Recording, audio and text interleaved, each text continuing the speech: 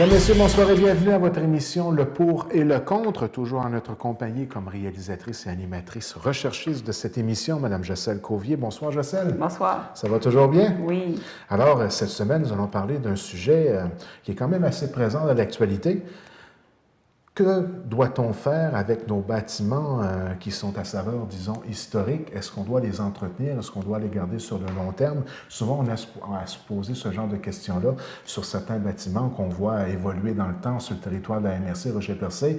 Et des fois, on s'aperçoit que certains bâtiments auraient peut-être besoin d'entretien ou à savoir même qu'est-ce qu'on va faire avec ces bâtiments. Devons-nous les détruire? Devons-nous les entretenir? Ça peut être un dilemme souvent selon l'appartenance du citoyen par rapport à ce bâtiment-là. Exactement. Si on a affaire avec des choix difficiles, c'est sûr qu'un bâtiment patrimonial, ça a quand même une valeur émotive. Pour certaines personnes, pour d'autres, ils voient ça plus comme une dépense, dans le fond, de l'argent qu'on pourrait mettre ailleurs. La raison pour laquelle j'ai choisi ce sujet-là, c'est que c'est ça, j'ai entendu parler que, entre autres, la Ville de Grande-Rivière voulait peut-être faire l'inventaire de ces bâtiments patrimoniaux. Par exemple, les maisons qui datent de plus de 100 ans ou des lieux qui ont vraiment une histoire riche. Ou, par exemple, ça peut être un lieu qui a rapport avec l'histoire de la pêche, les robins, etc. Donc, la Ville, je pense que ça, c'est une très bonne initiative parce que pour prendre des décisions, il faut justement quand même avoir un bon inventaire puis savoir ce qu'il y en est, que la population aussi est sensibilisée à ça. Parce que j'ai remarqué, c'est que peut-être, par exemple, la génération de mes parents sont plus au courant que, par exemple, telle bâtisse abritait telle chose il y a, je sais pas, 50 ans, 100 ans, tandis que ma génération à moi, bien souvent, on ne sait pas ces choses-là. Fait qu'on va voir les bâtiments avec un œil plus, un peu plus détaché, puis on ne verra peut-être pas l'utilité de les garder. Donc, je pense que c'est important de sensibiliser tout le monde. Juste comme exemple, c'est ça, j'ai travaillé sur le livre de Grande-Rivière. C'est à ce moment-là que j'ai réalisé, j'étais entourée avec de gens qui connaissaient beaucoup l'histoire de Grande-Rivière, tandis que moi, bon, je connais peut-être moins. Puis là, ils m'ont raconté que tel bâtiment, ça, telle histoire, puis j'étais fascinée. Puis maintenant, j'avoue que quand je me promène à Grande-Rivière, je ne vois plus les choses de la même façon. Même chose pour Tchonor, un peu partout en Gaspésie, parce que je suis plus consciente de l'histoire.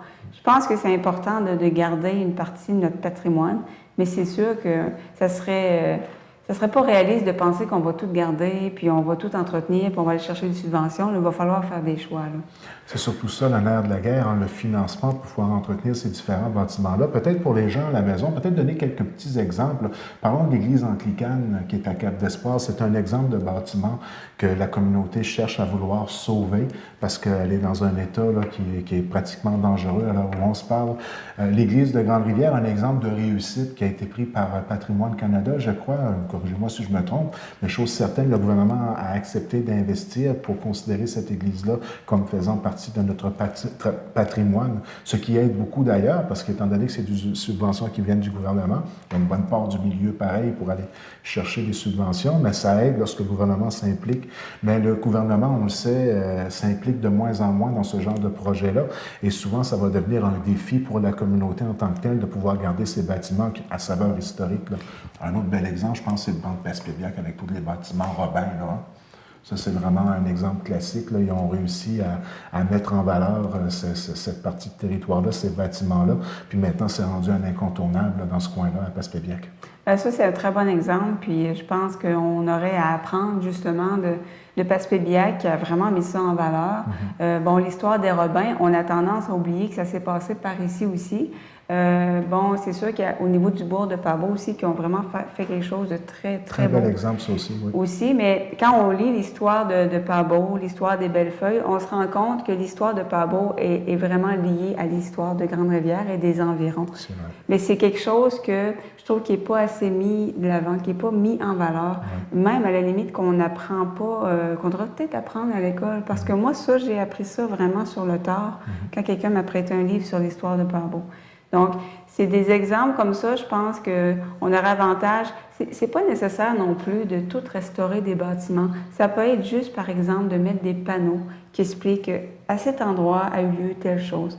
Ça peut être des choses À la assez limite, simples. s'il reste avec le site, au moins de souligner qu'il s'est passé quelque chose là d'important au niveau de notre histoire qui a une importance, qui a une grande importance. Sur l'île Bonaventure, il y a quelques maisons aussi qu'on a décidé de garder. Il y en avait plus que ça au départ. Et puis, lorsqu'on va sur l'île Bonaventure, de visiter un endroit où on sait qu'il y a des gens qui habitent, ça donne toujours un aspect très, très, très intéressant à la visite en soi. Exactement. Je pense que c'est un bon exemple aussi, les Bonaventure. Percé, en général, eux, je pense qu'ils mettent de l'avant le côté patrimonial. Il y a même des dépliants où on va parler de l'architecture de telle maison, ça date de tel siècle. Je trouve ça intéressant. Des fois, ça peut juste être justement un petit dépliant. C'est fait, c'est sûr, pour les touristes, mais pourquoi pas pour les gens qui vivent ici, qui connaîtraient un petit peu leur histoire, puis les bâtiments qui les entourent. Puis quand on parle de bâtiments, moi, je pense aussi qu'on devrait étendre ça aux objets. Ça serait bien, à un moment donné, qu'il y ait un musée. Ça peut être un musée régional de toute la MRC qui regroupe des objets.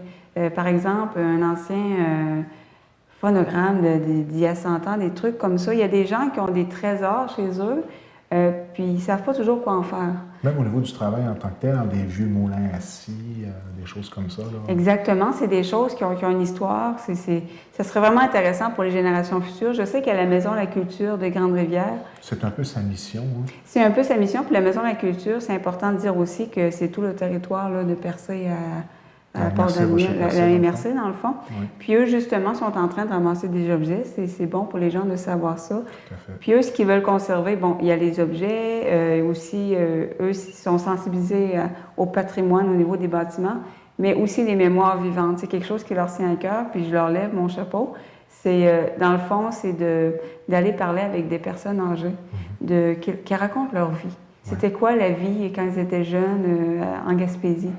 Puis bon, c'est conservé généralement sur vidéo, des trucs comme ça. Ouais. Puis je pense que ça, c'est important parce que on dit qu'une personne âgée, c'est une bibliothèque. Puis ça, je le crois. Moi, j'ai perdu tous mes grands-parents. Puis ça me manque de pouvoir jaser avec eux. C'était quoi la vie avant? Puis quand j'ai l'occasion de le faire avec une personne âgée, je trouve ça tellement enrichissant. Là. Puis de mettre notre histoire en valeur, ça ne fait pas juste enrichir notre communauté, donner aussi accès à une connaissance à nos enfants puis aux futures générations. Ça a aussi, pour moi, je crois, ça devient aussi un bon attrait touristique. Hein? Parce que lorsque les gens viennent ici, puis qu'il y a un beau bagage à présenter, et puis qu'on est capable de raconter comment ça s'est passé, le développement, les premiers arrivants, et pour en arriver jusqu'à l'époque d'aujourd'hui, ça devient très intéressant pour une personne qui vient visiter ici en touriste.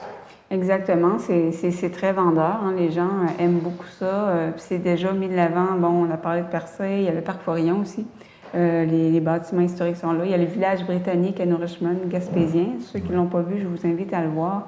Là, maintenant, il y a Chandler qui a décidé de se diriger vers ce type de tourisme-là. Ce créneau-là. Puis, bravo, c'est ça, ils vont faire une espèce un lieu historique entre, c'est le bourg de Pabot puis le parc du souvenir, je pense. Oui. C'est ça, puis ça va raconter l'histoire de la pêche, l'histoire de la forêt, un peu l'histoire de Chandler. Puis ça, moi, je trouve que c'est un très beau projet. Puis ils vont mettre de l'avant aussi le côté la nature, qui est évidemment en Gaspésie, là, c'est un de nos points forts. Donc, moi, je pense qu'on aurait avantage les autres localités de la MRC à aller dans ce sens-là aussi. Parce que toutes les localités, là, que ce soit Grande-Rivière, Sainte-Thérèse, Port-Daniel, on a tous des lieux historiques, des choses qu'on pourrait être mis de l'avant. Puis, des fois, c'est comme je disais, c'est pas nécessairement des choses qui sont très compliquées. Il y a quelque chose, moi, que j'ai trouvé merveilleux, c'est Gaspé. Eux, ils ont décidé de faire vraiment découvrir Gaspé aux touristes, mais aux habitants également.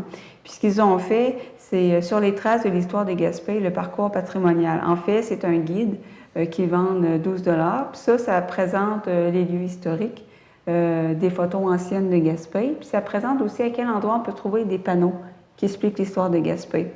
Donc, il y a aussi un système de panneaux. Je pense qu'il y a 23 panneaux sur un sentier pédestre. Puis ça, c'est sur les 2 rives de Gaspé. Puis les gens peuvent passer une journée, se promener, puis découvrir les endroits historiques. Puis, en plus de ça, ils ont fait un guide audio qui est téléchargeable gratuitement en MP3 sur un site web. Puis, on peut même louer un lecteur MP3 à l'Office du tourisme au Musée de la Gaspésie. Puis ça, ben, c'est complémentaire. Ça explique d'autres détails sur l'histoire de Gaspé. Ça, c'est un projet, bien, c'est sûr que ça coûte des sous, mais je trouvais que c'est pas si compliqué à faire. Puis, mon Dieu, la bonne idée. Tu sais, ça fait découvrir l'endroit, ça le met en valeur. Puis, d'après moi, là, les localités pourraient avoir des sous pour aller chercher des projets comme ça. Là. Souvent, on cherche des moyens de mettre en valeur la Gaspésie, de développer des nouveaux créneaux.